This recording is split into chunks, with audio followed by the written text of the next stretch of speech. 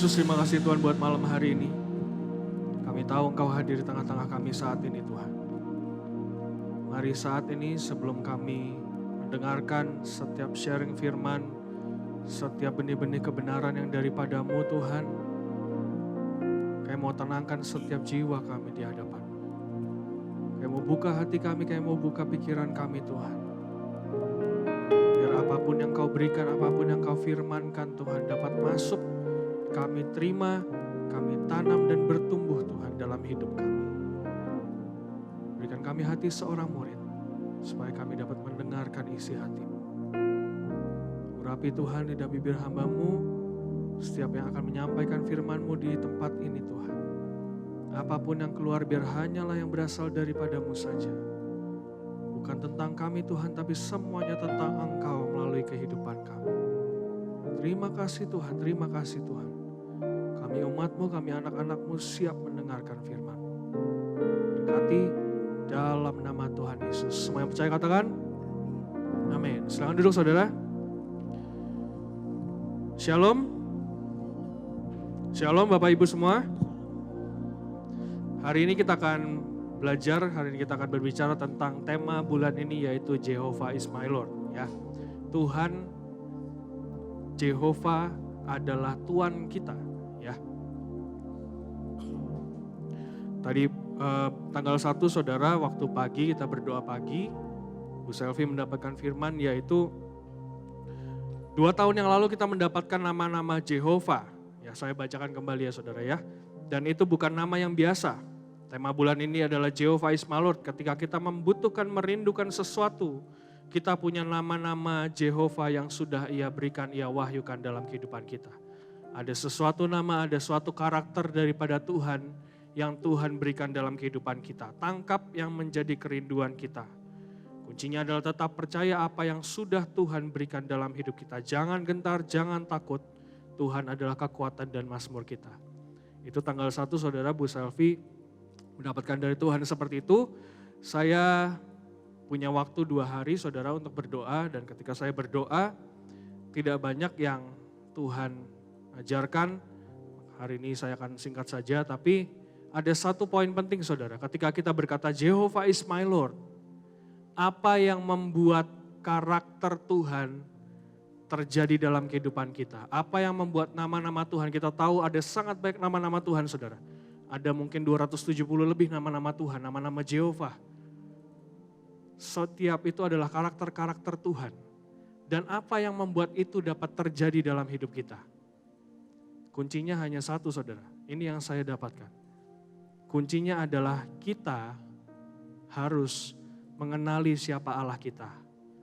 Dan kita harus menghidupi setiap firman, setiap perjanjian yang sudah Dia berikan dalam hidup kita.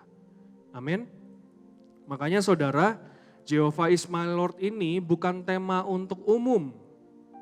Kata-katanya saja Jehovah is my Lord. Itu bersifat personal saudara.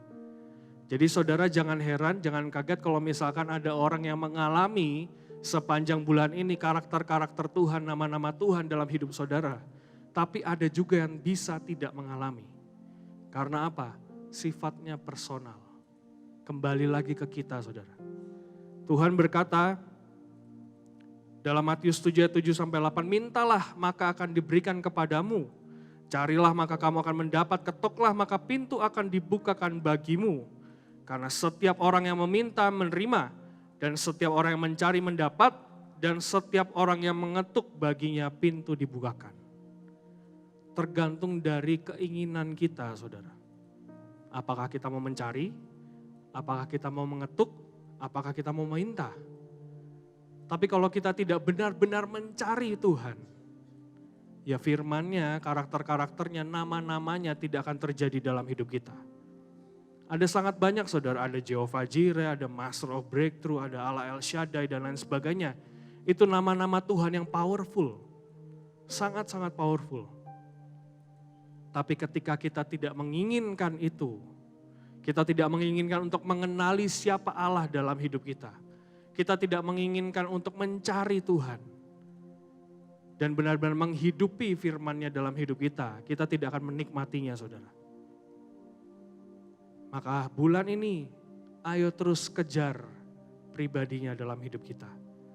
Ayo terus cari pribadinya dalam hidup kita, belajar kenali Tuhan. Tuhan ingin mengenalkan hidupnya kepada saudara, tapi dari kita juga harus meminta untuk diberikan pengertian, kita mengenali siapa Tuhan kita, amin. Kita masuk saudara, Yohanes 17 ayat 1-3 berkata, demikianlah kata Yesus, lalu ia menengadah ke langit dan berkata, Bapa telah tiba saatnya, permuliakanlah anakmu supaya anakmu mempermuliakan engkau. Sama seperti engkau telah memberikan kepadanya kuasa atas segala yang hidup, demikian pula ia akan memberikan hidup yang kekal kepada semua yang telah engkau berikan kepadanya. Inilah hidup yang kekal itu, yaitu bahwa mereka mengenal engkau, satu-satunya Allah yang benar, dan mengenal Yesus Kristus yang telah engkau utus. Hidup yang kekal itu adalah ketika kita mengenali siapa Tuhan kita. Kuncinya dua saudara, mengenali dan menghidupi setiap firman, setiap perjanjian yang Tuhan berikan dalam hidup kita. Saya percaya Allah adalah Allah yang benar-benar memegang perjanjiannya dalam setiap kehidupan kita. Sangat banyak saudara contohnya dalam Alkitab, kita akan nanti buka sama-sama. Ketika orang berjumpa dengan Tuhan pertama kali, ada yang namanya the first encounter.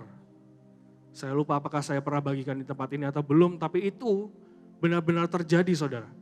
Ketika kita pertama kali berjumpa dengan Allah, berkenalan dengan Allah, perjanjian tersebut yang akan mewarnai kehidupan kita sampai akhir nantinya. Kita lihat contohnya saja ya saudara ya. Yang pertama ada Saulus, Kisah Para Rasul 9 ayat 5. Boleh dibukakan? Kisah Para Rasul 9 ayat 5. Jawab Saulus, siapakah engkau Tuhan? Katanya, akulah Yesus yang kau aniaya itu. Kalau saudara baca, saudara, Saulus tahu tidak siapa Tuhan? Mungkin dia tahu. Tapi ketika dikatakan apakah dia mengenal Tuhannya atau tidak, dia tidak mengenal saudara. Makanya dikatakan siapakah engkau Tuhan? Dan Yesus memperkenalkan dirinya sebagai Yesus yang dianiaya. Itu warna yang Saulus terima ketika dia berkenalan dengan Yesus secara pribadi pertama kali.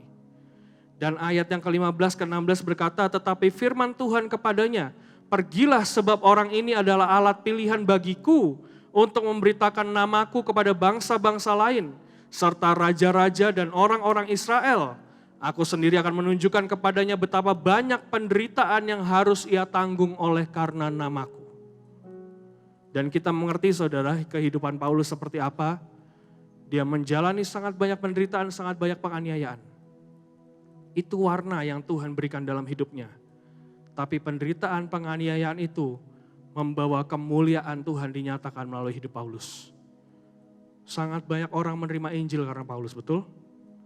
Tapi ketika Tuhan memperkenalkan pertama kali bahwa dia adalah Yesus yang dianiaya, itu menjadi warna dalam hidup Paulus. Penindasan, penganiayaan, tetapi membawa kemuliaan bagi nama Tuhan. Paulus menjadi contoh di mana dia mengenal Allahnya dan dia menghidupi setiap perjanjian yang diberikan dalam hidupnya. Selanjutnya yang kedua, Musa. Keluaran 3 ayat 2-6 berkata, lalu malaikat Tuhan menampakkan diri kepadanya di dalam nyala api yang keluar dari semak duri. Lalu ia melihat dan tampaklah semak duri itu menyala tetapi tidak ada makan api. Musa berkata, baiklah aku menyimpang ke sana untuk memeriksa penglihatan yang hebat itu. Mengapakah tidak terbakar semak duri itu? Ketika dilihat Tuhan bahwa Musa menyimpang untuk memeriksanya, berserulah Allah dari tengah-tengah semak duri itu kepadanya, Musa, Musa. Dan ia menjawab, ya Allah. Lalu ia berfirman, janganlah datang dekat-dekat, tanggalkanlah kasutmu dari kakimu, sebab tempat di mana engkau berdiri itu adalah tanah yang kudus. Ketika pertama kali Musa berjumpa dengan Allah, Allah mengenalkan kekudusannya kepada Musa. Dan kita tahu saudara sepanjang hidup Musa selalu berjalan berdampingan dengan kekudusan Allah. Hanya dia yang bisa berjumpa muka dengan muka terhadap Tuhan, terhadap Allah. Bahkan dia sampai mendirikan kemah pertemuan untuk apa? Untuk mengenal siapa Allahnya. Tapi saudara, warna itu, warna kekudusan itu yang mewarnai kehidupan Musa dari awal sampai akhir. Di akhir, mengapa dia tidak bisa masuk ke tanah perjanjian? Karena dia melanggar kekudusan itu. Karena apa? Hatinya marah terhadap bangsa Israel, betul? Dia langgar kekudusan itu, saudara. Dia tidak dapat masuk ke tanah perjanjian. Lihat saudara betapa ada awal mula di mana kita berjumpa dan mengenal siapa Allah kita. Dan itu mewarnai ke belakang kehidupan kita. Sekarang pertanyaannya, siapa Allah dalam hidupmu? Ketika kita berkata, Jehovah is my Lord, apakah engkau mengerti, apakah engkau mengenal siapa Allah dalam hidupmu? Menjadi apa Allah dalam hidupmu? Menjadi apa Allah dalam hidup kita? Apakah dia menjadi Bapa? Apakah dia menjadi Allah El Shaddai mungkin? Ketika engkau pertama kali berjumpa, ketika engkau pertama kali mengenal dia, itu yang harus kita pegang, saudara. Kalau bulan ini temanya Jehovah is my Lord, Tuhan mau perkuat setiap perjanjian kembali dalam hidup kita. Amin. Selanjutnya, contoh selanjutnya ada Hananya, Misael, dan Azaria. Daniel 1 ayat 6-7. Di antara mereka itu ada juga beberapa orang Yehuda, yakni Daniel, Hananya, Misael, dan Azaria. Pemimpin pegawai istana itu memberi nama lain kepada mereka. Daniel dinamanya Belsasar, Hananya dinamanya Sadrak, Misael dinamanya Mesah, dan Azaria dinamanya Abednego. Kita tahu saudara, nama adalah sebuah perjanjian. Nama itu bukan hanya biasa saudara, tapi mengandung sebuah perjanjian khususnya untuk orang Israel. Dan di sini dikatakan ada Daniel, ada Hananya, ada Misael, dan ada Azaria. Saya mau bahas yang tentang Hananya, Misael, dan Azaria. Kita tahu kita lebih sering, lebih umum mengenalnya sebagai Sadrak, Mesak, dan Abednego. Tapi kalau kita lihat saudara dari arti katanya Hananya, itu adalah whom Jehovah had favor. Kepada siapa Tuhan berkenan. Misael berkata, who is comparable to God? Siapa yang menjadi tandingan Allah? Azaria berkata, whom Jehovah help? Siapa yang ditolong oleh Jehovah?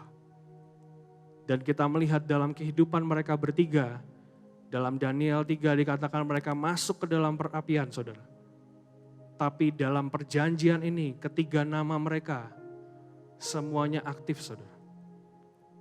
Mereka mendapatkan perkenanan Tuhan atas apa? Dedikasi hidup mereka. Disuruh menyembah, mereka tidak mau. Mendedikasikan hidupnya seutuhnya kepada Tuhan. Dari situ timbul perkenanan, amin. Selanjutnya saudara berkata bahwa Tuhan sendiri yang menolong mereka. Ada satu sosok pribadi lagi dalam perapian tersebut. Dan Tuhan menolong sendiri mereka. Sadrak, Mesak, Abednego, Hananya, Misael, Azaria ditolong oleh Tuhan. Sampai saudara terakhir Nebukadnezar berkata, siapa yang mencemooh Allah mereka, hancurkan rumahnya. Karena apa? Karena Nebukadnezar berkata tidak ada Allah lain yang dapat melepaskan secara demikian. Who is comparable to God? Siapa yang dapat menjadi tandingan Allah kita? Ketiga nama tersebut, itu perjanjian yang mereka pegang dan mereka hidupi dalam hidup mereka. Sangat banyak contohnya saudara, ada Hagar. Kejadian 16 ayat 13 berkata, kemudian Hagar menamakan Tuhan yang telah berfirman kepadanya itu dengan sebutan, Engkaulah El Roy. Sebab katanya, bukankah di sini kulihat dia yang telah melihat aku. Saat itu dia sedang lari dari Sarai, bertemu dengan Tuhan, dan Tuhan berkata, engkau, keturunanmu akan menjadi bangsa yang besar. Dan sejak saat itu dia mengenal Tuhan sebagai Allah El Roy. Engkau Allah yang melihat aku. El Roy itu artinya adalah Allah yang melihat aku. Dan sejak saat itu saudara, warna dalam kehidupannya berkata bahwa Tuhan telah melihat aku. Ayat Kejadian 21 ayat 19, selanjutnya saudara ya, saya percepat. Lalu Allah membuka mata Hagar sehingga ia melihat sebuah sumur. Ia pergi mengisi kirbatnya dengan air, kemudian diberinya anak itu minum. Ketika dia kabur untuk kedua kalinya, sudah ada Ismail saudara. Dia kabur ke padang gurun, sudah hampir mati ceritanya. ketika dia sudah sekarat, dia tidak lagi tega melihat Ismail sedang menangis-nangis. Dia pergi menjauh dan seketika itu juga Allah membuka mata dari Hagar. Tadi Elroy berkata, Tuhan yang melihat aku. Sekarang Hagar berkata, aku melihat karena Tuhan. Dibukakan matanya saudara melihat sumur dan akhirnya mereka survive. Mereka hidup, akhirnya sekarang menjadi bangsa yang besar. Apakah itu sebuah kebetulan? Saya rasa itu tidak kebetulan saudara. Karena apa? Tuhan memegang perjanjiannya dalam hidup mereka. Hari ini, apa perjanjiannya dalam hidup kita? Kita jadikan apa Tuhan dalam kehidupan kita saudara? Itu pertanyaan terbesarnya. Kuncinya adalah mengenali Allah dan menghidupi setiap perjanjiannya. Saya pernah dengar kesaksian tentang Pak Agung saudara. Tahun 98 dia bertemu dengan Tuhan dan Tuhan berkata, aku Allah yang punya selera. Dan sejak saat itu warna kehidupannya selalu ingin berkata, aku mau memberikan yang terbaik sesuai dengan selera Tuhan. Diberikan semuanya saudara. Dan Allah juga memberikan semuanya atas hidupnya. Kembali lagi, apa Allah dalam kehidupan kita? Jehovah is my Lord. Siapa Jehovahnya saudara? Siapa Tuhannya, siapa karakternya, siapa namanya yang kita ambil sebagai Allah dalam kehidupan kita? Saya mau tutup dengan satu kesaksian saudara. Saya terakhir bukan langsung menjadi seperti ini saudara. Saya bukan orang hebat, saya bukan orang yang bisa dipakai oleh Tuhan sebenarnya. Saya lahir, saya tumbuh besar dengan sebuah keminderan, dengan sebuah rasa malu, rasa takut, apalagi untuk berbicara di depan orang saudara. Saya tidak lahir langsung bisa berkhotbah seperti ini saudara, tidak. Meskipun saya sudah melayani dari tahun 2001, kelas 2, kelas 3 SD saya sudah pelayanan banner, saya sudah menari, tahun 2005 saya ikut Bahtera, tapi saya tahu ada kekosongan dalam hati saya. Saya tahu ada jati diri saya yang belum sempurna saudara. Saya minder, saya takut, apalagi untuk berbicara di depan orang. Jangankan berbicara di depan seperti ini saudara, berhadapan muka dengan orang saja saya tidak berani. Saya bukan tipe orang yang sepertinya pilihan nomor 1 untuk Tuhan pakai. Saya tumbuh besar di sebuah kota kecil yang bernama Magelang. Orang tahu Magelang hanya karena Borobudur saudara. Karena apa? Kotanya terlalu kecil. Tahun 2012 baru masuk mall dan bioskop. Sekecil itu kota saya saudara. Dan saya bocah kecil ingusan dari sana. Tidak bisa ngomong dengan orang dengan baik. Apalagi disuruh berkhotbah, apalagi disuruh menari seperti itu saudara. Singkat cerita, perjumpaan saya pertama kali dengan Tuhan. Ketika saya di Temanggung, saudara saya bergereja di Temanggung, tempat Pak Hadi. Ketika ada ibadah youth, yang lain di depan ini selalu saya ceritakan saudara di semua ibadah, mungkin KKR, mungkin saudara sudah pernah mendengarnya. Tapi saya mau ceritakan lagi karena ini perjalanan hidup saya. Di sebuah ibadah youth, semua orang sedang lompat-lompat, nari-nari di depan, loncat-loncat. Riang gembira di depan, saya hanya duduk di belakang berlutut saudara. Kenapa? Saya menangis di hadapan Tuhan. Saya menangis karena apa? Karena saya tahu saya sudah letih dengan kehidupan saya yang seperti ini. Saya menjadi minder, saya menjadi takut karena 1 dan 2 hal saudara, yang itu menghancurkan pribadi saya di dalam. Saat itu, ketika ada KKR, ada ibadah youth, saya hanya duduk di belakang berlutut dan saya hanya bisa menangis. Kenapa? Karena saya capek dengan hidup saya. Saya capek dengan segala kondisi bahwa saya tidak bisa ngomong dengan baik. Saya selalu merasa saya tidak berguna, saya selalu merasa saya tidak pernah cukup. Saya capek saudara. Tapi di saat itu, di ibadah itu, di paling belakang, di ujung, saya berlutut, Tuhan datang. Dan ini perjumpaan saya dengan Tuhan untuk pertama kalinya saudara. Meskipun saya sudah dari Katolik pindah ke Kristen, sudah mengalami semuanya mujizat, ada mujizat dinyatakan dan lain sebagainya. Perjumpaan pertama kali saya di saat ibadah youth saya di belakang itu saudara. Saya hanya berlutut, saya menangis sama Tuhan. Saya hanya berkata, Tuhan kalau Engkau memang ada, aku mau hidupku diubahkan. Saat itu Tuhan hadir, Tuhan datang dalam hidup saya dan dia berkata, engkau mau sembuh, engkau mau hidupmu berubah. Belajar satu hal, hidup untuk aku, maka aku akan hidup untuk kamu. Itu Tuhan dalam hidup saya. Itu warna dalam hidup saya. Itu warna yang Tuhan berikan dalam kehidupan saya ketika saya pertama kali mengenal siapa Tuhan. Bahwa saya harus hidup untuk Tuhan. Kalau saya mau Tuhan hidup untuk saya secara pribadi. Itu warna saya. Sejak saat itu saudara, hidup saya apakah langsung berubah? Tidak. Tapi ada satu mindset dalam hidup saya bahwa aku berkata, aku akan terus hidup untuk Tuhan. Karena Tuhan sudah berjanji dia akan hidup untuk hidupku. Apapun yang dikerjakan saat itu saya tidak pernah menolak saudara. Saya bergereja di Temanggung, rumah saya di Magelang. Dari Magelang ke Temanggung itu perjalanannya mungkin setengah jam sampai 1 jam saudara. Dan itu saya SMP, saya SMA selama 6 tahun. Saya selalu lakukan bolak-balik Temanggung, Magelang, Temanggung, Magelang. Tiap hari Sabtu saya pulang dari sekolah, tidak sampai ke rumah saudara, bahkan saya sudah bawa baju gantinya dalam tas saya. Saya langsung berdiri di pinggir jalan depan sekolah saya naik engkel, saya nggak punya motor saudara, saya naik engkel, saya langsung ke Temanggung. Karena apa? Saya mau pelayanan. Saya mau hidup untuk Tuhan. Apapun yang Tuhan minta saya berikan. Itu berjalan selama 6 tahun saudara. Sabtu saya berangkat, malam saya menginap di rumah Pak Hadi, besokannya saya pelayanan minggu, baru pulang numpang saudara sama jemaat yang dari Magelang. Itu berjalan selama 6 tahun.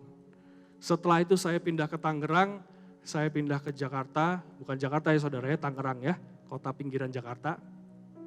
Dan di situ terjadi lagi hal yang sama saudara. Apakah lebih ringan? Tidak, lebih berat. Karena apa? Saya pindah ke Tangerang, saya masuk ke Mahanaim. Di Mahanaim saya ada 7 tahun saudara, 7 tahun sampai 8 tahun lah. Saya melakukan bolak-balik dari Tangerang ke Mahanaim. Kenapa? Karena saya mau melayani Tuhan. Setiap kali ada latihan, ya dulu kita tahu Bahtera selalu ada acara di Semarang setiap tahun 2 kali. Dan ketika sudah hampir mau acara Semarang, itu pasti intens-intensnya latihan saudara. Setiap hari saya harus bolak-balik Tangerang Bekasi, Tangerang Bekasi. Jangan dipikir dekat saudara. Tangerang Bekasi itu melewati 3 provinsi, bayangkan. 3 provinsi, ada Banten, ada di Jakarta, ada Jawa Barat. Setiap hari saya lakukan bolak-balik saudara. Karena apa? Karena saya mau melayani Tuhan. Saya mau melayani Tuhan. Saya pegang satu hal saudara, ketika saya hidup untuk Tuhan, Tuhan juga hidup untuk saya.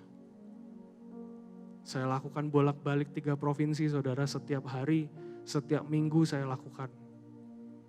Diutus pelayanan kemanapun saya tidak pernah menolak. Saya bilang saya selalu available buat Tuhan.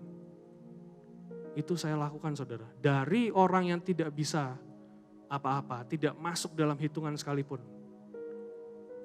Tapi Tuhan sanggup ubahkan hidup saya. Saya melihat bagaimana favor Tuhan, bagaimana perkenanan dari Tuhan berlimpah dalam hidup saya. Sampai hari ini saya berdiri di hadapan saudara. Mungkin saudara kaget siapa itu orang di depan. Jangankan saudara, saya juga kaget dengan hidup saya.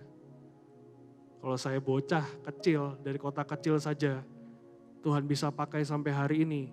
Tuhan bisa bawa sejauh ini. Saya tetap akan berkata, saya tidak akan pernah berhenti sampai di sini. Tuhan sudah bawa saya sejauh ini. Saya akan terus hidup untuk Tuhan. Maka Tuhan akan hidup untuk saya.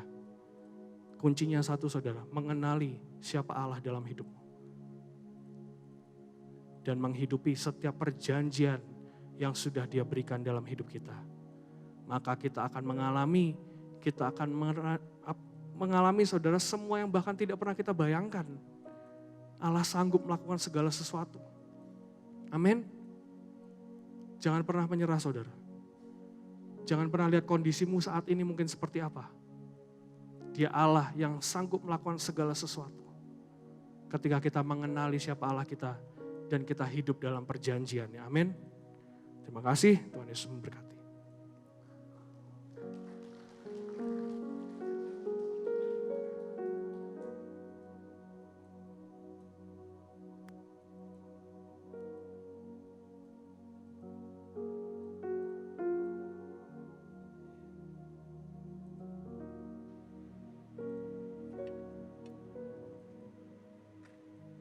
Shalom saudara. Tema bulan ini adalah Jehovah is my Lord. Tuhan sedang membawa kita untuk kita masuk di dalam kedalaman Tuhan lebih lagi. Saudara, ketika Tuhan memberikan tema ini, Jehovah adalah Tuhanku, Yesus adalah Tuhanku, apakah ada kebanggaan dalam hidup saudara? Aminnya sedikit saudara. Karena yang Tuhan rindukan adalah ketika kita mengenal Tuhan, Jehovah is my Lord. Ada banyak nama-nama Jehovah di dalam firman Tuhan yang membawa kita untuk semakin dekat sama Tuhan. Dan yang Tuhan ingatkan adalah seperti di Yesaya dikatakan, jadilah orang-orang yang menanti-nantikan Tuhan. Kadang kita butuh ini, aku mau langsung berkatnya. Aku butuh ini, aku mau langsung berkatnya. Aku mau langsung jadinya.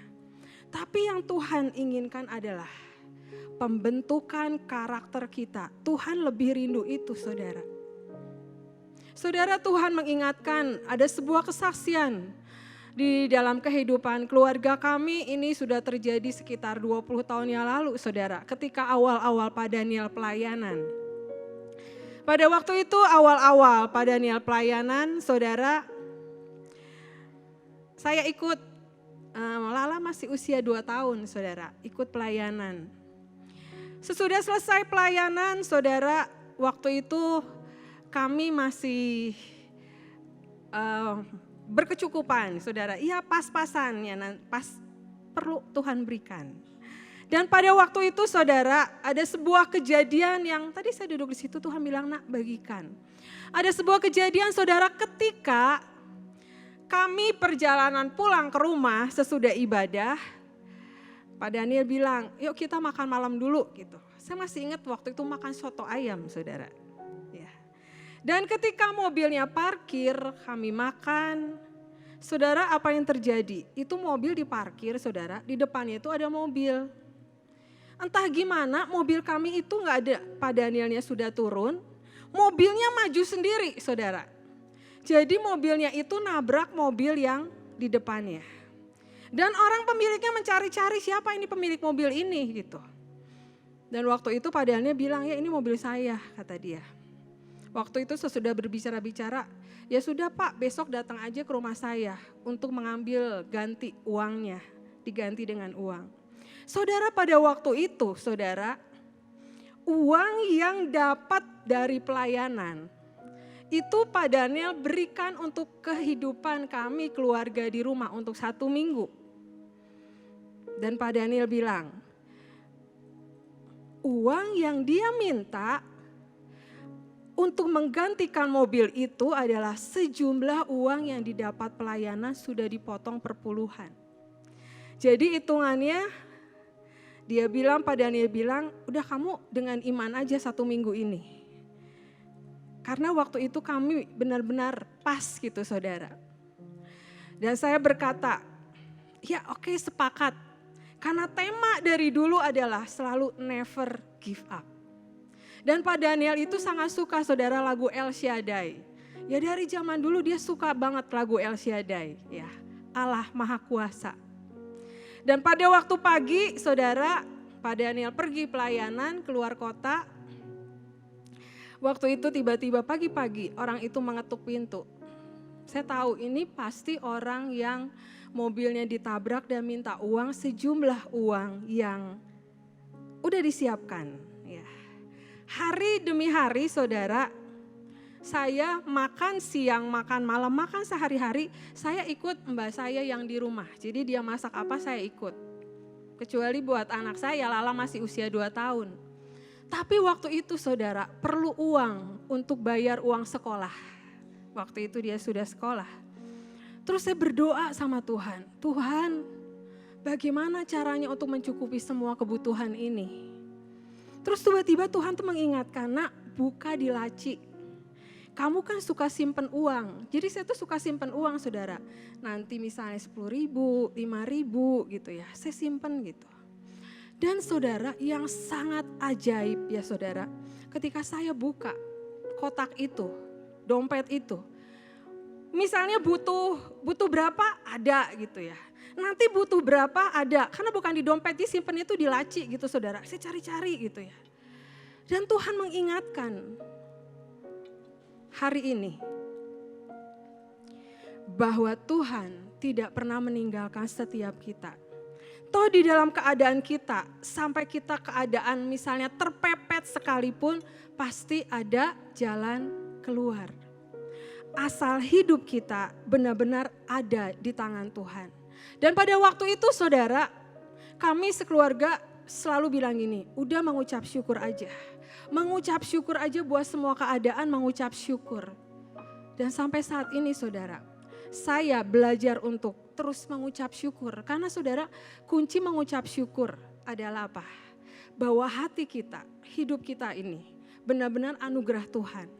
Saya selalu ingat dengan firman Tuhan bahwa di luar Tuhan kita tidak bisa berbuat apa-apa. Tapi ketika tema ini diberikan saudara, bukan sesuatu yang kita, Yehova Jireh ada dalam kehidupanku, aku perlu uang sekarang ada gitu. Saudara, kita mau belajar hari ini ya, waktu ini dari Abraham saudara. Kita tahu kehidupan Abraham. Dalam firman Tuhan di dalam Kejadian 17 ayat 1 dikatakan, ketika Abraham berumur 99 tahun, maka Tuhan menampakkan diri kepada Abraham dan berfirman kepadanya, Akulah Allah yang Maha Kuasa, hiduplah di hadapanku dengan tidak bercela. Di ayat 2 dikatakan, aku akan mengadakan perjanjian antara kamu dan engkau, aku dan engkau, dan aku akan membuat engkau sangat banyak. Saudara, kita lihat kehidupan Abraham. Ada janji Tuhan di dalam kehidupan Abraham. Bahwa Tuhan dikatakan, akulah Allah yang Maha Kuasa. Di sini kita belajar Allah El Shaddai itu. Saudara, dari Abraham ini, saudara, ketika kita belajar dari Abraham, dia menanti janji Tuhan, saudara, 25 tahun, sekitar 25 tahun. Sampai penggenapannya, Ishak lahir, saudara. Ada masa di mana Abraham mendapatkan, imannya dikuatkan, dan masanya penggenapan itu terjadi. Ada waktu di mana dia menunggu, saudara. Dan saudara, kalau kita baca lagi di firman Tuhan ya, ketika usia Sarah 99 tahun dan Abraham 100 tahun, lahirlah Ishak. Ya, dikatakan di ayat Kejadian 17 ayat 15 kita baca. Selanjutnya Allah berfirman kepada Abraham, tentang istrimu Sarai, janganlah engkau menyebut dia lagi Sarai, tetapi Sarah itulah namanya. Aku akan memberkatinya dan daripadanya juga aku akan memberikan kepadamu seorang anak laki-laki. Bahkan aku akan memberkatinya sehingga ia menjadi ibu bangsa-bangsa. Raja-raja bangsa-bangsa akan lahir daripadanya. Lalu tertunduklah Abraham dan tertawa serta berkata dalam hatinya, mungkinkah bagi seorang yang berumur 100 tahun dilahirkan seorang anak, dan mungkinkah Sarah yang telah berumur 90 tahun itu melahirkan seorang anak? Saudara, ketika waktu itu Abraham juga berpikir gimana caranya bisa punya anak gitu ya. Sudah di luar usia produktif. Tapi Tuhan punya janji kepada Abraham. Bahwa yang mustahil buat Tuhan jadi gak mustahil ketika ada janji Tuhan dalam seluruh kehidupan kita. Kadang kita berpikir dengan kehidupan kita, dengan cara berpikir kita, mungkinkah itu akan terjadi? Saudara, ketika kita masuk di dalam kehidupan kedalaman bersama Tuhan, masuk mengenal Tuhan lebih dalam lagi, saudara, setiap hari kita berjalan dalam mujizat. Percaya gak saudara? Atau hanya orang itu aja, saya enggak. Tapi Tuhan mengajarkan saudara di dalam kehidupan saya, keluarga kami, setiap hari kami berjalan dalam mujizat Tuhan. Ada karya Tuhan yang ajaib yang dinyatakan. Saudara di sini ya, ketika Abraham dikatakan di ayat 17, lalu tertunduklah Abraham dan tertawa. Mari feedback dengan kehidupan kita. Kadang kita juga gak percaya dengan rencana Tuhan dalam kehidupan kita. Kita berpikir apakah bisa, apakah benar, apakah ini jalannya. Saya juga saudara ketika kadang menghadapi sesuatu saya juga berpikir seperti itu. Tapi firman Tuhan ini mengajarkan pada malam hari ini. Kuncinya adalah mari percaya dengan janji Tuhan dalam kehidupan kita. Mari kita melangkah maju, Tuhan aku mau sepakat dengan janjimu dalam kehidupanku. Sehingga janji itu tergenapi. Abraham aja nunggu saudara 25 tahun. Untuk sampai Ishak lahir. Dan saudara ketika Ishak lahir, udah besar. Tiba-tiba Tuhan meminta Ishak. Kita baca di Kejadian 22 ayat 1. Setelah semuanya itu Allah mencoba Abraham, ia berfirman kepadanya. Abraham lalu sahutnya, ya Tuhan, firman-Nya, ambillah anakmu yang tunggal itu, yang engkau kasihi, yakni Ishak. Pergilah ke tanah Moria dan persembahkanlah dia di sana sebagai korban bakaran pada salah satu gunung yang akan kukatakan kepadamu. Saudara ketika kita baca ini kita bisa baca dengan, oh Ishak dipersembahkan, oh sebagai korban bakaran. Pernah gak membayangkan saudara, saya baca sebuah cerita. Pernahkah kita membayangkan ketika Abraham berkata, ayo Ishak kita pergi, kemana Pak? Naik ke atas gunung, mau apa? Mau dipersembahkan gitu ya. Mungkin pada waktu itu Abraham menangis mungkin. Tuhan ini udah Tuhan kasih. Penggenapan janji hampir terjadi. Tapi kenapa engkau meminta kembali ini? Untuk dibawa sebagai korban bakaran. Dan Ishak tanya, siapa yang dipersembahkan? Dombanya sudah disiapkan gitu. Bagaimana perasaan Abraham saat itu saudara? Kalau saya berpikir ya, pasti Abraham tuh udah campur aduk gitu ya. Udah sedih bertanya-tanya ini apa yang akan terjadi gitu. Tapi sekali lagi ketika kita baca di ayat 17, ayat 1. Di akhirnya dikatakan, hiduplah di hadapanku dengan tidak bercela. Abraham pegang apa yang Tuhan inginkan. Oleh karena itu saudara, setiap kita, setiap kita harus melakukan apa? Setiap kita punya bagian apa yang harus kita lakukan. Gak bisa kita punya iman yang ikut-ikutan, pelayanan bisa bersama-sama. Masuk surga saudara enggak gandeng-gandengan. Jadi setiap kita Tuhan punya apa tuntutan Tuhan dalam kehidupan kita. Permintaan apa yang harus kita lakukan supaya benar-benar penggenapan setiap janji Tuhan itu terjadi dalam kehidupan kita. Mungkin penari, ada yang diminta nari setiap hari. Penyanyi, ada yang harus nyanyi setiap hari gitu ya. Pemusik, latihan, menyembah Tuhan setiap hari. Ada yang Tuhan inginkan dalam kehidupan kita. Mari koreksi setiap kita. Apa yang Tuhan minta dalam kehidupan kita untuk kita lakukan setiap hari. Bukan hanya kita menuntut Tuhan mana. Tapi mari lakukan bagian kita.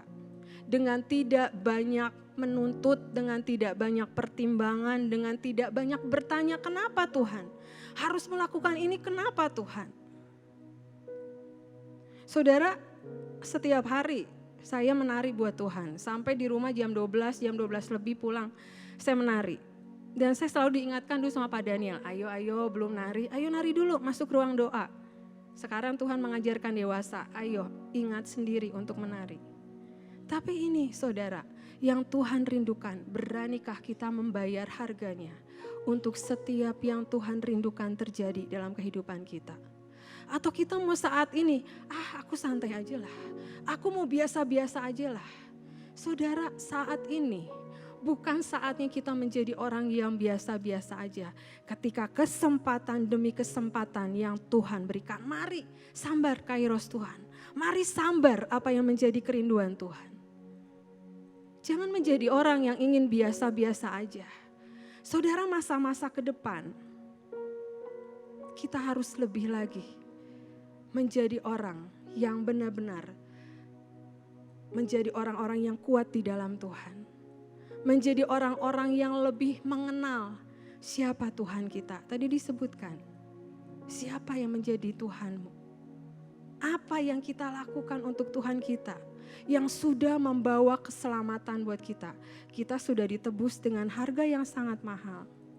Tapi kok sekarang ini kita mau jadi orang ya biasa-biasa aja, ya jangan sampai kita menyesal di kemudian hari. Kenapa dulu aku biasa-biasa aja? Tapi mari perkuat iman kita. Mari terus masuk. Tuhan minta ini lakukan. Tuhan mau ini mari lakukan. Karena firman Tuhan berkata, Tuhan tidak pernah memberikan melebihi kekuatan kita. Saudara, saya diingatkan dengan, mungkin udah dibagiin di sini. Ya, seperti sebuah eskalator yang jalan gitu saudara, yang di airport. Waktu itu kami berdua sama Kiki di airport, saya sama Kiki di airport, Kiki bercerita, ikut Tuhan itu harus mau melangkah, dia bilang. Ini mati nih eskalatornya, kan otomatis kalau gak ada orangnya gak nyala saudara. Tapi ketika kita melangkah dan itu pun akan berjalan. Bekerja sama, ada percepatan yang terjadi dalam kehidupan kita. Tapi kok kita bilang gini, aku mau, tapi kita gak melangkah-langkah itu juga gak akan jalan-jalan saudara. Oleh karena itu mari lewat cerita Abraham ini, Allah El Shaddai ada dalam kehidupan kita. El Shaddai adalah Tuhan yang mensuplai lebih dari apa yang kita butuhkan. Memberikan yang terbaik, menjaga seluruh kehidupan kita. Dia yang mengambil semua keterbatasan dan menjadikan kita no limit.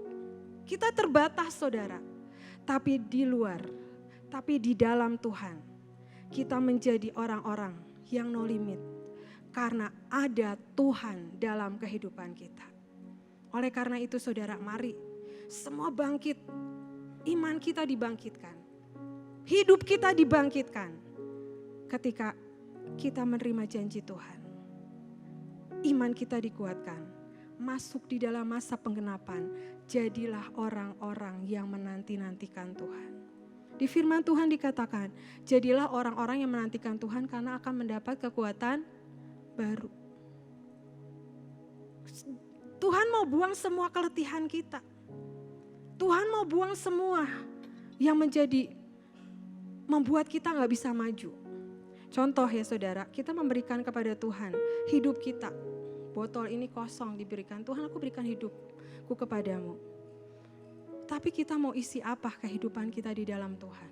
Mau isi semua firman Tuhan, mau isi masuk ke dalaman hidup bersama Tuhan, mau isi pengenalan kita bersama Tuhan, atau kita mau isi dengan semua keegoan kita. Isi dengan semua curiga kita, kemarahan kita, kesombongan kita, iri hati kita, ketidakpuasan kita. Apa yang mau kita isi? Oleh karena itu saudara, mari punya dewasa di dalam Tuhan. Kadang kita lihat orang lain jalur begini, kenapa aku gak bisa? Kalau yang positif saudara, coba kalau yang negatif. Orang lain aja bisa, misalnya gak pelayanan, aku juga bisa. Jangan ikut-ikutan. Justru di mana kita berada, kita jadi berkat. Di mana kita berada, kita harus meraih sekeliling kita untuk dekat sama Tuhan. Jangan kita yang ikut-ikutan membawa sesuatu yang negatif terjadi di sekeliling kita. Karena yang menjadi kerinduan Tuhan saat ini adalah kita punya Tuhan dalam kehidupan kita. Nyatakan itu kebesaran Tuhan. Kita bangga punya Allah, punya Tuhan Yesus yang ajaib. Bawa itu saudara, kemanapun kita pergi. Karena ada Tuhan dalam kehidupan kita. Ada otoritas dan kuasa yang Tuhan berikan untuk seluruh kehidupan kita. Yang kedua saudara, kita mau belajar dari Daud. Daud memegang Mazmur berapa saudara? 2, Mazmur 23 ya. Tuhan mengajarkan Mazmur 23, Jehovah Rohi, Tuhan adalah gembalaku. Di sini kita mau belajar saudara, untuk memperlebar kapasitas kita perlu mematikan kedagingan kita. mempunyai roh yang kuat, dan memiliki keintiman bersama dengan Tuhan. Punya masuk dalam secret place-nya Tuhan.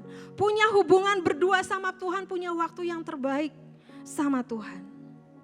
Saudara, kita mau baca dari 1 Samuel 17 ayat 32. 1 Samuel 17 ayat 32. Berkatalah Daud kepada Saul, janganlah seseorang menjadi tawar hati karena dia, hambamu ini akan pergi melawan orang Filistin itu. Masuk kita ke ayat 45. Tetapi Daud berkata kepada orang Filistin itu, engkau mendatangi aku dengan pedang dan tombak dan lembing. Tetapi aku mendatangi engkau dengan nama Tuhan semesta alam, Allah segala barisan Israel yang kau tantang itu. Saudara, di sini menceritakan, ya, membawa kita bahwa Daud sangat percaya bahwa Tuhan adalah gembalaku. Daud menggunakan kesempatan yang Tuhan berikan, ya, untuk melawan Goliat. Ayo kamu maju, lakukan itu.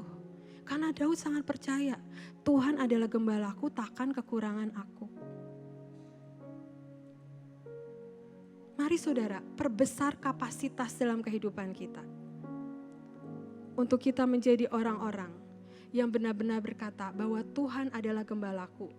Di 2020, setengah tahun kita belajar tentang Tuhan adalah gembalaku. Setiap bulan, setiap ayat, itu sangat cukup untuk membekali setiap kita. Bahwa Tuhan adalah gembalaku, takkan kekurangan aku, yang membaringkan aku di padang yang berumput hijau. Tapi ingat saudara, kalau domba-dombanya nakal, ditarik saudara, ya, gadamu dan tongkatmu itulah yang menghibur aku. Kalau nakal, tongkat itu akan menarik setiap domba-domba yang nakal. Ayo balik, ayo balik, ayo balik. Mungkin dombanya punya nama, setiap domba ada namanya. Ayo siapa nih? Nah, ditarik gitu ya. Saudara, ketika kita masuk di dalam didikan Tuhan, bukan berarti Tuhan tidak mengasihi kita. Justru Tuhan sangat mengasihi kita, sehingga Tuhan ingin kita domba-dombanya terus ada pada jalannya Tuhan. Dan dikatakan, sekalipun aku memasuki lembah kekelaman, aku tidak takut bahaya sebab engkau besertaku. Ada Tuhan, Immanuel, Tuhan beserta dengan kita, ada di dalam kehidupan kita. Malam ini kita belajar, ada Allah El Shaddai, yang mustahil jadi tidak mustahil. Tapi kuncinya apa saudara? Percaya enggak dengan semua yang Tuhan berikan dalam kehidupan kita? Yang kedua adalah Tuhan adalah gembalaku. Dia membawa kita terus menjadi domba-domba yang ada di dalam naungan Tuhan. Saudara, domba-domba itu lebih tertarik dengan makanannya atau sekelilingnya atau dengan gembalanya saudara. Kalau menurut saya setiap domba, ya, ada kawanannya, ada gembalanya, pasti setiap domba itu akan mencari siapa gembala saya. Bagaimana dengan kehidupan kita? Apakah setiap hari kita punya roh yang haus dan lapar untuk mencari Tuhan dalam kehidupan kita? Yang terakhir saudara, satu lagi kita mau belajar tentang Daud. Di dalam 1 Samuel 21 ayat 11. Pegawai-pegawai Akis berkata kepada tuannya, bukankah ini Daud raja negeri itu? Bukankah tentang dia orang-orang menyanyi berbalas-balasan sambil menari-nari? Demikianlah Saul mengalahkan beribu-ribu musuh, tetapi Daud berlaksa-laksa. Ayat 12. Daud memperhatikan perkataan itu dan dia menjadi takut sekali kepada Akis raja kota Gat itu. Ayat 13, sebab itu ia berlaku seperti orang yang sakit ingatan di depan mata mereka dan berbuat pura-pura gila di depan mereka, di dekat mereka. Ia menggores-gores pintu gerbang dan membiarkan ludahnya meleleh ke janggutnya. Saudara, ini bercerita ketika Daud dikejar-kejar oleh Raja Gat. Dia mau masuk gua Adulam dan dia berpura-pura menjadi pura-pura gila. Membiarkan ludahnya meleleh di janggutnya. Saudara, Ini titik terendah Daud ketika dia merasakan bahwa Tuhan, aku harus melewati ini. Sampai dia di firman-Nya dikatakan, dan dia menjadi takut sekali kepada Akis raja kota Gad itu. Saudara, di sini Daud merasakan ada titik terendah dalam kehidupannya. Tapi saudara, kita mau baca di 1 Samuel 22 ayat 1. Lalu Daud pergi dari sana dan melarikan diri ke Gua Adulam. Ketika saudara-saudaranya dan seluruh keluarganya mendengar hal itu, pergilah mereka ke sana mendapatkan dia. Berhimpunlah juga kepadanya setiap orang yang dalam kesukaran, setiap orang yang dia kejar-kejar tukang piutang, setiap orang yang sakit hati, maka ia menjadi pemimpin mereka. Bersama-sama dengan dia ada kira-kira 400 orang. Saudara, di sini kita belajar tentang Daud. Buat Daud, Tuhan adalah gembalaku. Tetap dalam keadaan apapun, saudara. Daud tetap memegang bahwa Tuhan adalah gembalaku. Ketika dia dikejar-kejar, sampai dia merasakan ketakutan.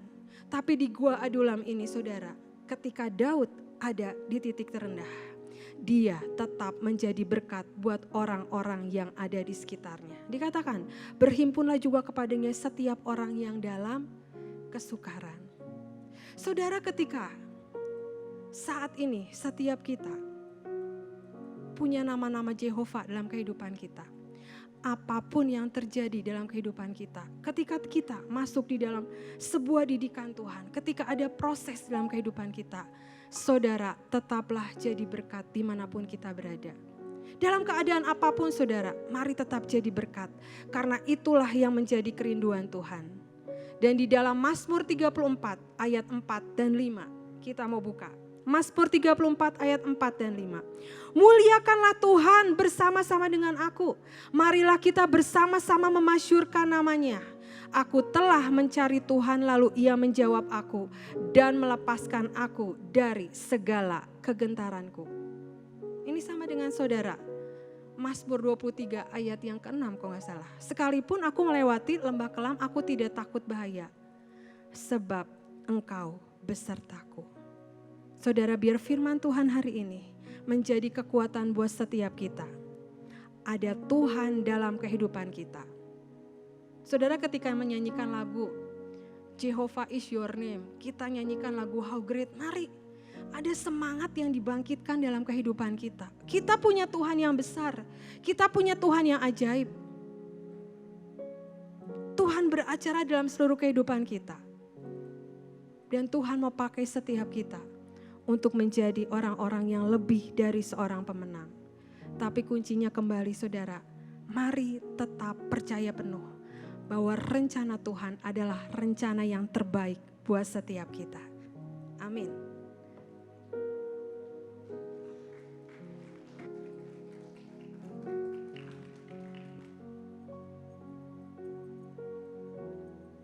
Masih bisa menerima firman Tuhan, saudara? Saya tadi lihat sudah ada yang gelisah, sudah ada yang geser kanan, geser kiri, sudah ada yang menguap. Percayalah bahwa di bulan ini Tuhan sedang mencurahkan berkat-Nya yang ajaib untuk kita semua. Amin. Amin. Saya yang terakhir, saya tidak akan lama, saya hanya akan menyampaikan apa yang Tuhan taruh dalam hati saya. Dikatakan di bulan ini, Jehovah is my Lord. Tadi Derian sudah bahas mengenai ingatkan Tuhan untuk setiap perjanjian yang saudara punya dengan Tuhan. Bukan sebuah kebetulan juga tanggal 5 kita akan sama-sama mengadakan Yom Kippur. Yom Kippur juga di mana kita bisa menaikkan dan mengingatkan Tuhan setiap covenant yang Tuhan sudah janjikan atas hidup setiap kita. Jadi mari di bulan ini ketika Tuhan ingatkan bahwa mungkin Tuhan adalah Jehovah Jireh untuk setiap kita. Mari aminkan biar itu terjadi dalam hidup setiap kita. Tadi saya sempat baca di kolom komen ada yang minta doa untuk kesembuhan. Mari aktifkan Jehovah Rafa untuk keluargamu. Di bulan ini jangan pernah mau dibohongi iblis, saudara. Kita punya kuasa yang sangat ajaib yang tinggal di dalam hidup setiap kita. Mari pergunakan itu karena Tuhan sudah memberikan dengan jelas bahwa temanya Jehovah is my Lord. Di Alkitab tertulis lebih dari 270 nama dari Tuhan. Dan setiap nama bukan hanya diberikan berdasarkan, oh ini namanya seperti ini. Setiap nama tertulis dengan arti yang sangat ajaib dan karakter Tuhan itu sendiri. Saya percaya jika kita bisa merangkap dengan iman, itu bisa menjadi kekuatan untuk kita menjalani bulan ini bersama dengan Tuhan. Saya mau sedikit sharing tentang kata Adonai. Ketika saya mendengar Ibu Selvi berkata, tema bulan ini adalah Jehovah is my Lord. Tuhan langsung memunculkan sesuatu dalam hati saya, Nak Adonai. Dan ternyata arti dari kata Adonai juga bisa berarti Jehovah is my Lord. Sejak kecil, saya ini selalu diberikan ayah saya kata Adonai. Ingat ya La, katanya. Apapun yang engkau lakukan, engkau hanya hamba Tuhanmu. Jangan pernah hidup dengan sekarapmu. Libatkanlah Tuhan di dalam setiap aspek hidupmu, maka semuanya akan dijamin dengan anugerah Tuhan. Arti nama saya salah satunya kan adalah grace, saudara, anugerah. Ayah saya selalu ingetin, jangan pernah berjalan sendiri. Selalu libatkan Tuhan dalam hidupmu. Adonai na Adonai. Saya mau kesaksian sedikit saudara tentang Adonai. Sejak saya kecil, saya selalu dibawa ayah saya untuk misi keluar kota, keluar pulau. Pertama kali misi yang saya lakukan adalah ke Mentawai. Dan misi-misi selanjutnya lebih ditujukan kepada daerah-daerah terpencil. Beberapa kali saya pergi dengan ayah saya, semuanya baik-baik aja, aman dan terkendali. Tetapi ketika saya pergi, sesuatu terkadang terjadi gitu. Sampai satu titik saya itu bertanya sama ayah saya, Pah, kenapa selalu terjadi sesuatu gitu? Entah saya terombang-ambing di dalam lautan bebas, entah saya bisa hilang di tengah hutan gitu. Tapi pada akhirnya Tuhan menunjukkan kuasanya. Dan ayah saya cuma berkata sebuah hal. La, ingat, Adonai, engkau hanya seorang hamba. Dan Tuhanmu yang akan menjamin hidupmu dengan anugerahnya. Apapun yang saya lakukan dalam setiap misi, walaupun mungkin terjadi sesuatu, tapi apa yang saya lihat ada Tuhan yang selalu menjamin hidup saya dengan semua anugerah dan jaminannya. Ada satu saat di mana saya harus masuk ke dalam sebuah suku pedalaman. Saya nggak tahu harus ngapain, saudara. Saya udah sampai di sana. Saya hanya berjalan dengan iman. Saya jalan kaki kanan kiri, orang-orang sudah mulai melihat siapa orang ini gitu. Sampai satu titik saya tuh berkata dalam hati saya, Tuhan, aku hanyalah hamba-Mu yang melakukan apa yang menjadi kerinduan dari Tuanku. Aku percaya Engkau yang akan menuntun setiap langkah kakiku. Engkau tidak akan pernah membiarkan aku terjatuh, Engkau selalu ada di sampingku. Sampai satu titik saya ini jalan terus, dan hati saya itu berkata belok kanan, naik ke sebuah rumah. Temui orang yang dalam rumah itu, doakan dia. Tanpa saya sadar, saya memberanikan diri, saya masuk ke dalam rumah tersebut. Ada seorang bapak-bapak dengan pakaian adat yang cukup lengkap. Saya minta izin untuk masuk dan ternyata bapak ini sakit. Sudah sekian lama sakit migrain, tidak bisa sembuh. Sudah datang kepada orang-orang yang sakti dalam tanda kutip dan tidak bisa sembuh. Sampai satu titik saya dengan rekan saya kita doain bersama-sama dan dia merasakan sesuatu yang berbeda ada di tubuhnya. Simple, dia hanya berkata terima kasih kepada saya. Dan saya diberikan sebuah senyum. Dan dia berkata bahwa terima kasih saya sudah disembuhkan. Tanpa saya sadar saudara, seseorang yang saya doakan adalah kepala adat dari desa tersebut. Dan sejak saat itu pelayanan kami selalu dibukakan. Karena Bapak ini merasakan betapa ajaibnya Tuhan di dalam hidupnya. Mungkin halnya simple buat saya, Adonai adalah kekuatan hidup saya. Saya tidak tahu apa yang menjadi nama-nama Jehovah dalam hidupmu. Mungkin ada kata El Shaddai, Allah yang Maha Kuasa. Mungkin ada kata Jehovah Jireh.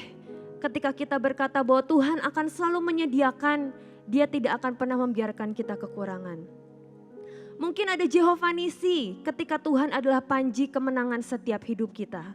Bagi saudara yang mungkin berdoa tentang terobosan dalam bisnismu, dalam keluargamu, mari perkatakan di bulan ini ada Jehovah Nisi bersama dengan engkau. Setiap pintu yang tertutup biar terbuka di bulan ini. Ada master of breakthrough mungkin. Ada terobosan demi terobosan yang akan dibukakan di bulan ini. Mari tangkap setiap nama-nama Tuhan yang ada dalam hidupmu. Ketika kita kembali kepada Adonai, salah satu arti dari Adonai adalah lordship, di mana ketika kita menyerahkan sepenuh hidup kita dengan Tuhan, kepemilikan seutuh hidup kita diserahkan kepada tangan Tuhan. Hidup kita bukan punya kita lagi, tetapi ada campur tangan Tuhan yang sempurna dalam hidup setiap kita. Tapi seringkali apa yang saya baca juga ada sebuah fenomena di dunia modern ini saudara. Dikatakan, I did it on my own way katanya. Saya lakukan ini karena saya suka, saya lakukan ini karena saya nyaman, saya lakukan ini dengan cara yang saya bisa. Tapi itu bukan ciri-ciri dari Adonai.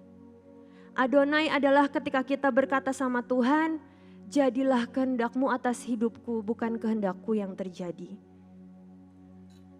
Apa yang harus kita lakukan untuk kita bisa mempunyai Adonai dan menyebut kata Adonai dengan Tuhan? Yang pertama karakternya adalah mau dibentuk. Kita harus bisa menjadi pribadi-pribadi yang mau dibentuk dengan Tuhan. Gak bisa sekarapnya hidup sendiri. Ketika kita punya keinginan, kita selalu memaksakan bahwa keinginan kita harus terjadi. Saya diberikan sebuah perumpamaan ya. Tuhan berikan sebuah, bukan perumpamaan, sebuah cerita lah, perbandingan gitu. Ketika kita datang ke sebuah restoran cepat saji, terkadang kita selalu memilih restoran yang ramai, terlihat dari luar ramai, memilih restoran yang punya nama, memilih restoran yang mungkin semuanya terlihat bagus di depan. Tetapi kita tidak pernah tahu kalau ternyata ada sebuah restoran yang mungkin kecil tempatnya, yang mungkin baru buka dan tidak ramai, tetapi menyiapkan makanan yang sangat baik di kota itu. Itu sama seperti hidup kita di hadapan Tuhan. Terkadang apa yang ada di depan kita mungkin lebih menjanjikan, tetapi apa yang Tuhan inginkan bukan yang itu. Dikatakan di sini, fine words cannot be compared with fine deeds. Sebuah kata-kata yang mulia tidak pernah bisa dibandingkan dengan perbuatan-perbuatan yang mulia. Kalau hanya bibir kita, hanya ucapan kita bisa berkata bahwa Tuhan baik, Tuhan ajaib. Tapi perbuatan kita tidak bisa mencerminkan bahwa Tuhan hidup di dalam kita, kita sama aja menjadi orang-orang yang tidak bisa dibentuk di hadapan Tuhan. Jika bukan Tuhan yang ada dalam hidup kita, berarti kita sendiri yang pegang kendali. Mau saudara yang pegang kendali? Ketika pertanyaan ini dilontarkan ya, untuk mungkin orang-orang yang tidak percaya kepada Tuhan. Siapa yang pegang kendali atas hidupmu? Mungkin mereka dengan sangat gampang berkata saya. Tetapi ketika itu dilontarkan kepada anak-anak Tuhan, mungkin dengan sangat gampangnya kita juga berkata Tuhan. Tapi apa bedanya kalau kita selalu memilih cara hidup kita sendiri dengan orang-orang dunia? Kita bisa bilang bahwa Tuhan yang pegang kendali seutuhnya atas hidup setiap kita. Tapi kita juga punya cara kita sendiri untuk hidup. Nanti kalau terjadi sesuatu di depan, menabrak tembok, kita kecewa sama Tuhan. Padahal ada sesuatu yang salah di titik awal, bahwa kita tidak mau berjalan bersama dengan Tuhan. Yang kedua, bagaimana kita bisa menjadi orang-orang yang menjadi hamba-hambanya. Menjadi seseorang yang taat, saudara. Bagaimana menjadi seorang yang taat? Kasihilah Tuhanmu dengan kesungguhan hatimu. Kalau kita mengasihi seseorang, kita akan setia, kita akan taat kepada orang tersebut. Tidak ada gunanya untuk memperkatakan kita mengasihi seseorang, tetapi dengan apa yang kita lakukan, kita menghancurkan hati orang tersebut. Kalau kita berkata bahwa kita sayang sama Tuhan, kita mengasihi Tuhan, mari berikan yang terbaik buat Tuhan. Ketika kita berkata Jehovah Adonai terjadi dalam hidup setiap kita, kita mau memberikan yang terbaik buat Tuhan kita. Seperti yang diberikan dalam perumpamaan talenta. Ketika kita bisa menjadi orang-orang yang dipercaya dengan Tuhan. Percayalah ketika kita dipercaya dalam hal yang kecil, Tuhan akan memberikan tambahan demi tambahan dalam perkara-perkara yang besar bersama dengan Tuhan. Yang ketiga saudara, bagaimana ketika kita mempunyai hubungan yang erat. Tadi Ibu Selvi sudah sharing sedikit tentang kedalaman. Kalau kita mau hidup dengan Tuhan kita sebagai seorang Jehovah, sebagai Adonai, mari punyai hubungan yang erat dengan Tuhan. Seperti Abraham, apapun yang terjadi dalam hidupnya, dia tidak pernah berkata bahwa Tuhan itu jahat.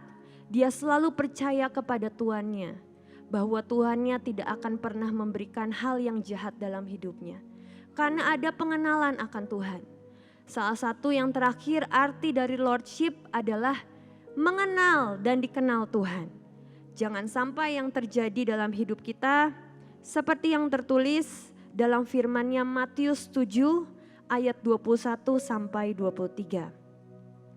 Bukan setiap orang yang berseru kepadaku Tuhan, Tuhan akan masuk ke dalam kerajaan sorga. Melainkan dia yang melakukan kehendak Bapa-Ku yang di sorga. Pada hari terakhir banyak orang akan berseru kepadaku Tuhan, Tuhan.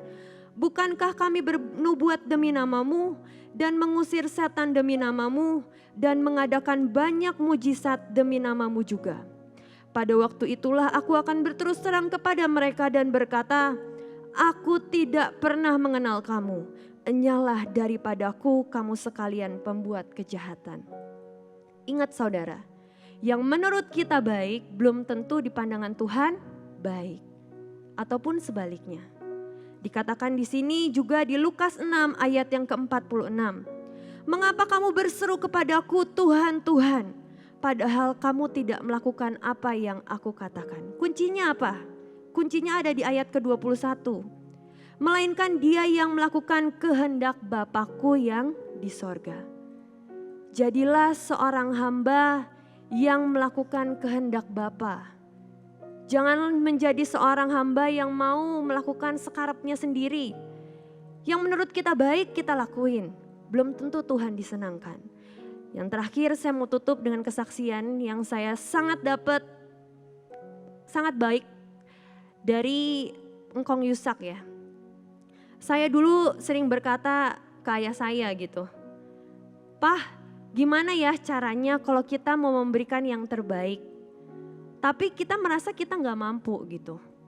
Dulu buat saya berdiri di sini membagikan firman, itu sebuah hal yang sangat susah dan sulit untuk saya lakukan. Ayah saya cuma berkata seperti ini, dulu papa diajarin engkong katanya. Lakukan segala sesuatu dengan sikap hati yang benar, maka Tuhan akan merekayasakan semuanya menjadi baik. Mungkin didengar orang, khotbahmu kurang baik katanya. Tapi percayalah kalau Tuhan ikut campur tangan, itu akan memberkati hidup banyak orang. Jadi kalau sikap hati kita benar untuk memberikan yang terbaik buat Tuhan, seburuk apapun yang kita lakukan, Tuhan akan ikut campur tangan kok. Jangan pernah menyerah, berdirilah dengan kuat di setiap panggilanmu, dan punyailah ketulusan di dalam Tuhan. Bagaimana cara menguji ketulusan? Dengan perbuatan kita saudara. Seberapa besar perbuatan kita yang kita lakukan, sebesar itulah ketulusan yang didapatkan dari kehidupan seseorang. Jadi di bulan ini, mari masuk ke dalaman bersama dengan Tuhan. Sampai kita bisa menyebut, Hineni, Tuhan ini kami hamba cintamu, ini kami budak cintamu Tuhan. Biar hanya kehendak-Mu yang kami lakukan, bukan kehendak apa yang kami inginkan. Saya minta tim musik naik ke atas. Saya minta kita semua bangkit berdiri. Sebentar kita akan sama-sama menyanyikan Jehovah is your name. Mari ingat setiap nama-nama Jehovah yang engkau punya dalam hidupmu. Mungkin itu sebuah perjanjian, mungkin itu sebuah covenant. Biar di bulan ini bukan hanya berlalu begitu saja, tetapi nama itu menjadi kekuatan untuk setiap kita. Jehovah is your name. Jehovah your name. Jehovah is your name. Jehovah is your name. Jehovah is Engkaulah Allah yang besar untuk setiap kami Tuhan. Biar di bulan ini Tuhan, buat kami menyadari Tuhan, betapa besar kuasa-Mu dalam hidup setiap kami Tuhan. Betapa besar arti dari sebuah perjanjian yang Kau adakan dengan hidup setiap kami Tuhan. Buat kami bisa merasakan bahwa Engkau hidup dan hadir dalam hidup setiap kami Tuhan. Mari ingatkan setiap anak-anak-Mu Tuhan. Nama Jehovah yang Kau sudah berikan terhadap hidup setiap mereka. Baik itu Jehovah Jireh Tuhan. Engkau Allah yang selalu memberikan kelimpahan dalam hidup setiap kami. Engkaulah Allah Jehovah Shammah. Engkaulah El Roy. Engkaulah El Shaddai buat setiap kami Tuhan. Buat kami mempunyai hati yang sensitif akan Engkau di bulan ini Tuhan. Buat kami bisa menerima berkat yang ajaib yang daripada-Mu. Ketika ada sesuatu yang terjadi dalam hidup setiap kami Tuhan, kami percaya Engkau yang campur tangan seutuhnya atas hidup setiap kami. Engkau tidak akan pernah meninggalkan kami. Seperti nama-Mu Immanuel Tuhan, Engkau selalu menyertai setiap perjalanan hidup kami Tuhan. Mari lakukan yang ajaib di tengah-tengah kami Tuhan. Biar setiap kami bisa menangkap isi hati-Mu dengan tepat Tuhan. Terima kasih Tuhan, terima kasih Tuhan. your name. Jehovah is your name. Mighty warrior, great in battle. Jehovah is your name. Mighty warrior, great in battle. Katakan sekali lagi, Jehovah is your name. Jehovah is your name. Nama-Mu besar untuk setiap hidup kami Tuhan. Engkaulah Allah yang maha kuasa, di God Almighty Tuhan. Jehovah is your name. Jehovah is your name. Tuhan, buat kami mengerti isi hati-Mu dengan sangat tepat di bulan ini Tuhan. Bahwa kami tidak pernah sendiri Tuhan. Ada Engkau yang berjalan di depan kami. Nama-Mu besar, nama-Mu luar biasa Tuhan. Nama-Mu maha kuasa Tuhan. Kami sungguh berdoa biar ada anugerah, berkat, jaminan yang daripada-Mu. Dengan nama yang begitu besar Jehovah Tuhan. Turun atas setiap hidup kami. Di dalam nama Tuhan Yesus. Mari semua yang sepakat berkata, amin.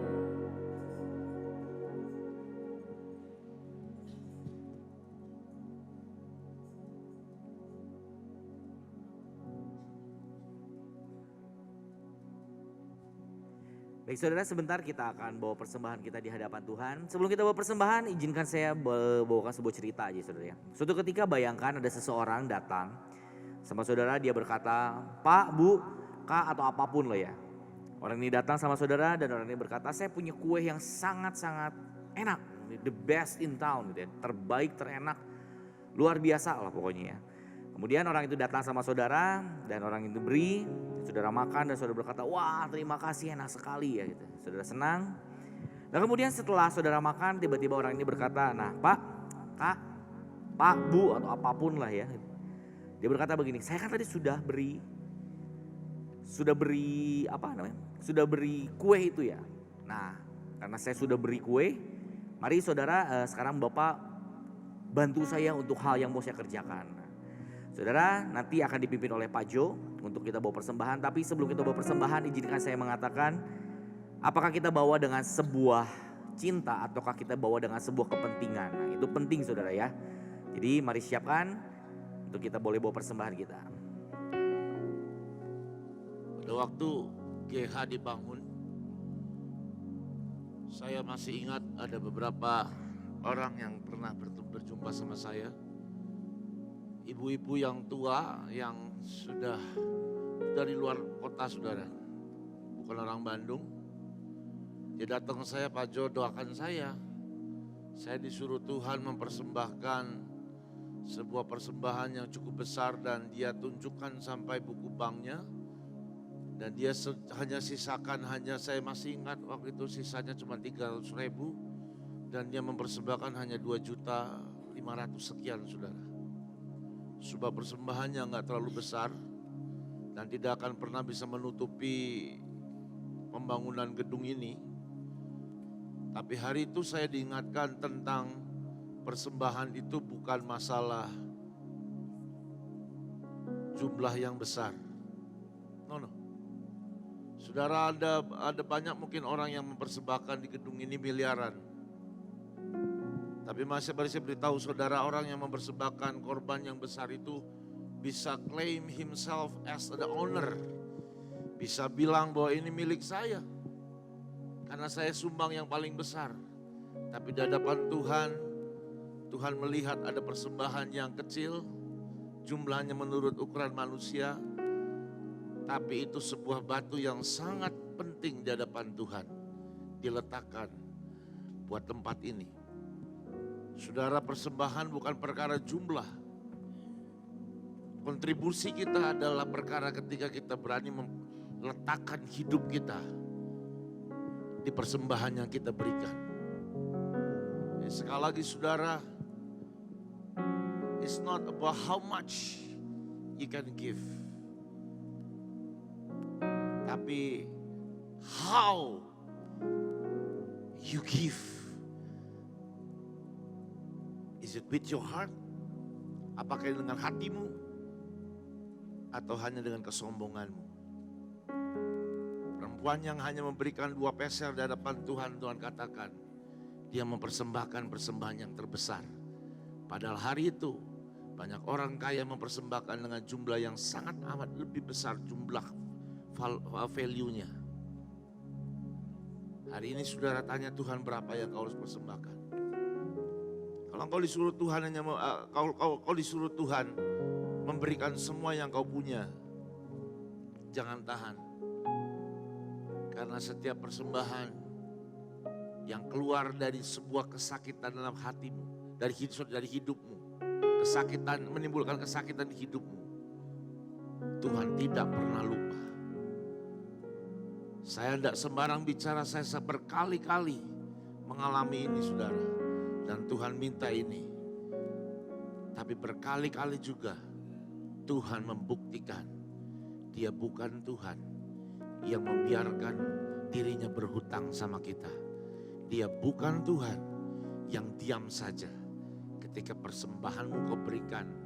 Dan itu jumlahnya sampai membuat hidupmu sakit. Itu Tuhan berkenan.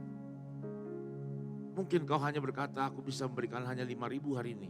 Tapi mungkin 5.000 itu adalah uang terakhir di dompetmu. Tapi kalau kau berikan semuanya, jumlahnya tidak sekedar 5.000 rupiah. Tapi sangat berharga. Tutup matamu saat ini. Berdoa tanya Tuhan, berapa yang kau harus persembahkan? Saya setiap kali kalau bicara tentang persembahan selalu akan bicara. Jangan memberi terlalu banyak, tapi jangan juga memberi terlalu sedikit. Beri sesuai dengan ketepatan apa yang Tuhan mau aku berikan. Jangan beri dengan kesombongan, beri dengan kerendahan hati. Jangan beri dengan sembarangan, tapi beri dengan cinta. Jangan beri dengan rutinitas, tapi beri dengan gelora cinta. Tuhan, sebentar kami memberikan persembahan kami. Biar setiap kami semua memberikan sesuai dengan apa yang kau mau untuk kami persembahkan Tuhan. Terima kasih Tuhan. Lord bless you and keep you. face shine upon you. Mari saudara, kau yang sudah tahu berapa yang kau harus persembahkan, mari maju ke depan, taruh persembahan.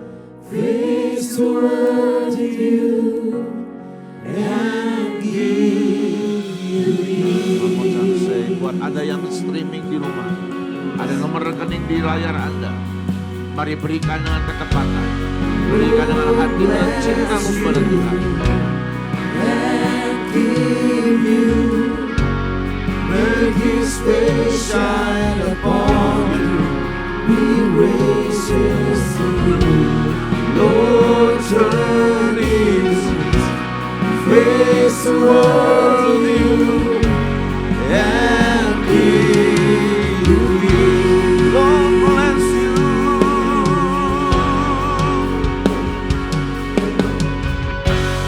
Lord, bless you. Tuhan, ini persembahan dari anak-anak-Mu Tuhan, dari hamba-hamba-Mu Tuhan. Biar setiap persembahan yang diberikan ini menjadi benih yang bertumbuh dengan sangat kuat, berbuah dengan sangat lebat, dan semua buahnya jadi alat untuk memuliakan nama-Mu Tuhan. Terpujilah nama-Mu di dalam nama Tuhan Yesus.